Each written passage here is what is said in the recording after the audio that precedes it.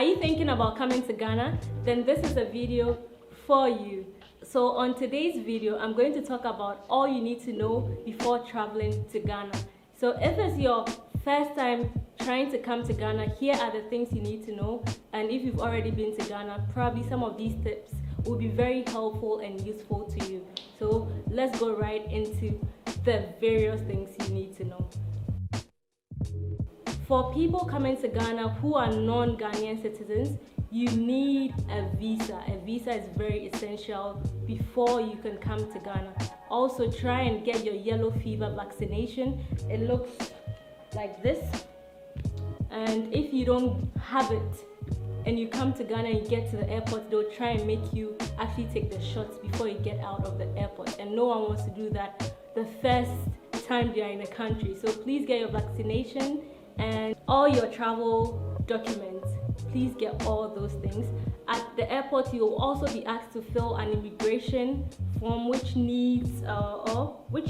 need to provide for the address of where you'll be staying. So please have that also handy so you can fill that in when you get to the airport. You also have other questions there, where you're coming from, your duration of stay, and so on and so forth. So please have all that information at hand so that you'd always go through that process at ease. Here in Ghana, we actually use the Ghana cedis. If you want to know what is equivalent to wherever you're coming from's currency, get a currency app. There are so many on the internet you can download, and it would help to actually let you know the exact rate you're going to get for whatever value of money you have set aside for your trip to Ghana. So please do get a currency rate. So app, so you can always try and convert your currency. Before you plan your trip to Ghana, please do find a suitable accommodation before you come. So you don't want to get here and be stranded. And also sometimes, as I mentioned, you need to put in an address, so it's good to find a place to stay. So when you get to the airport, you can fill in during the process, or the process for signing in with the immigration. Yes. So accommodation is very important. So we have different forms of accommodations here, depending on your budget and what you are looking to spend with regards to that. We have hotels, there are 5-star hotels and so on. We also have Airbnbs. Airbnbs are all over the country, from Greater Accra region to Upper East. You'd find a lot of Airbnb accommodations. We also have lodges, we have guest houses. We also have couch surfing, so you can also couch surf with someone. So these are the various accommodations I think you need to put in mind. So based on your budget, you know where you want to sleep. I would also say we have hostels. So there's hostels such as Ago Hostel, which I've seen looks really nice, and so many affordable places right for you within your budget. When you are in the country, transportation is not a big deal. We have different transport services. We have Uber, so all you need is your Uber app. You can either pay by cash or by card. I would just advise you actually use cash, because the drivers do not like it when you pay by card. Some claim it takes time for them to get their money back and so on and so forth. There's also another mobile app called, what is it called? Bolt. Yes, there's Bolt. But the thing with Bolt is sometimes the prices just change. Like, you'll be surprised, it says 10 cedis, you get there and it's 15 cedis. But Uber is a bit okay, I think. You also have local taxis. So for local taxis, they look like this. Yeah, anything with an orange attached to it and has a taxi sign on the top is a local taxi. For that one, you'd have to bargain. So if you do not know how to bargain, please start practicing, because it's really important, and it's an important skill once you are in Ghana. Because as a foreigner, most of the time, people would have to give you different prices, and you would have to bargain so you get the right price. We also have the trotro. So trotro is the name given to public transport buses. And there are trotros everywhere. There are trotros to every town, every village. There's always a trotro. for you. And with trotros, we have a mate who is like the bus conductor who will take on the money and so on, and helps the driver. So here are some of the transport services you can actually also enjoy once you're in the country. So Ghana has different weather conditions. So we have the dry season, we have the rainy season, and we also have the Harmattan, which is mostly the dry season, and it starts early December all the way through to late February, or sometimes the early weeks in March. So it all depends. Now things are really changing here, so I think you should always keep yourself updated once you are coming and you know which month. Please check so you know if it's in the rainy season or it's a dry season. But our advice, if you want to visit places, a lot of tourist attractions that has to do with vegetation and nature, you should come during the rainy season, because that's when things are looking beautiful, flowers are blooming, waterfalls are just flowing, and that is a perfect time to come. But expect some rains and also expect some drizzles here and there. The thing about the rainy season in Ghana is that it can be raining 1 minute and the next minute the sun is up shining.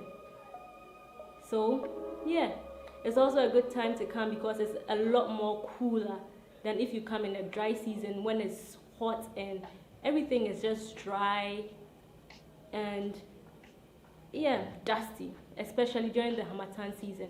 There's dust all over because it's the wind from the Sahara Desert is just blown to this side, so everything looks dusty.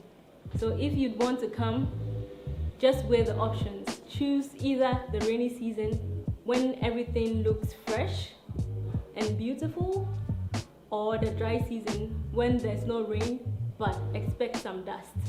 Yeah. So for food, we have diverse restaurants. There are so many restaurants, I can't actually give you a number. We have different restaurants, 7 different meals. There are Chinese restaurants, there's Thai, there's a lot of things. But when it comes to Ghanaian dishes, there are also a number of local restaurants you want to check out. One of my favorites is Buka restaurant. Please, this is not paid, but I just like their food. I like how they present it, and I just think it's a nice place to also go once you are in the country.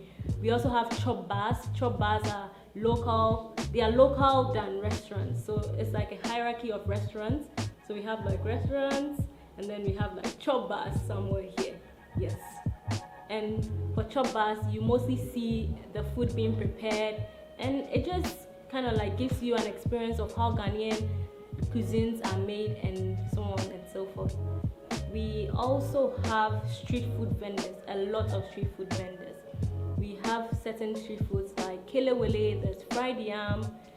There are so many street foods you can try once you are in the country. It's also a cheaper way to spend your money on food, so you don't actually run out of money when you are coming to Ghana. One important thing to also note when it comes to food is most Ghanaian foods are very spicy. So whenever you are at a restaurant and you order something, please tell them medium spice or no spice at all. Be very specific when it comes to that, else it will come and everything will just explode in your mouth. In Ghana, we have so many ATM machines, but I think from experience, not from personal experience, but from what I've been told by lots of people who travel to Ghana that I've taken on tours and I've met personally, one big thing you should know, or one important thing you should do before coming is, whenever you are coming, go to your bank and kindly inform them that you are coming to Ghana, so they would be aware once you start withdrawing from an ATM machine. I've had people tell me they could not withdraw again because their bank had to block their accounts because they thought someone was shopping with their card and so on, or someone was using the card in Ghana. So please inform your bank before you come, so they are aware that you are the one using your card once you are in the country. So we have lots of ATMs. We also have mobile money platforms that you can use once you have a local SIM card, which is not expensive to acquire. You just need to have an ID and just register it in your name, and then you're good to go. One other thing is data here is a bit expensive. So if you can't afford to go to a restaurant or a cafe to get Wi-Fi, then you need to actually buy your own data. So buying your own data would require some extra money. You can also use your service provider, which if it's MTN, you can buy data from MTN, or you can use these smaller, what's it called, MiFis from like Line, and you can just recharge for a month and you're good to go. But also remember, it's not everywhere in Ghana that Line works, just so you are clear on that. There are various tourist attractions in Ghana, so many. There's a place for anyone coming. That's all I just want to add. So if you are into the historical side, there are so many historical tourist attractions here in Ghana. If you are looking into the cultural aspects, expect to be blown away by the diverse cultural tourist attractions we have. If you are looking into the natural form, there are so many other places. But note that the rates you pay at these various tourist attractions it actually differs if you are Ghanaian or you are a foreigner. So all I'm just trying to say, a foreigner will pay a higher price than a local Ghanaian. So bear that in mind. And also, if you want to go to any tourist attraction, just have cash on you, extra cash, to be safe, because lots of these places might not take the cards, so they might not take your card and you need to pay with cash. So just have that in mind, and you might not find an ATM next to it or close by. In Ghana, we have diverse local languages, but the official language spoken here is English. So when you're coming to Ghana, know you need to speak some English. Aside that, we have, as I mentioned, different local languages, but Twi is the widely spoken language here in Ghana. It's from the Ashanti region, and so if you get to the airport and you see Akwaba, it literally means welcome, and it's a Twi word. The fact that Twi is the widely spoken language doesn't mean you should only try and learn Twi. Try and be curious, try and ask people where they are from, which region, which part of Ghana, and learn something from their local dialect. You might be surprised what you learn. You might be a pro leaving Ghana knowing how to say how are you in 1 or 2 different languages, which is a good thing. We Ghanaians are also big on day-born names. So in Twi, if you are born on Monday, you'll be called Ajwa. If you are born on Tuesday, Abena. The Saturday born, Ama, and these are all feminine names. For masculine names, a Monday born male will be called Kojo, a Tuesday born will be called Kwabna, and a Saturday born male child will be called Kwame. Don't forget to ask what your day born name is, because it's a good thing to also know and share with your family once you get back home. Once you're in the country and you also want to travel, I have a video about traveling on a budget in Ghana. I'll put a link in the description below, and also I have a video about affordable places to sleep right here in Ghana. It covers different regions, so don't worry, I have you covered. The link would also be put below in the description. Please comment below what you want to know about Ghana, and I would respond to you. But if I have lots of questions, I will do a Q&A about things to know before coming to Ghana. Please subscribe to my channel, like this video, and thank you for sticking around till the end. Bye.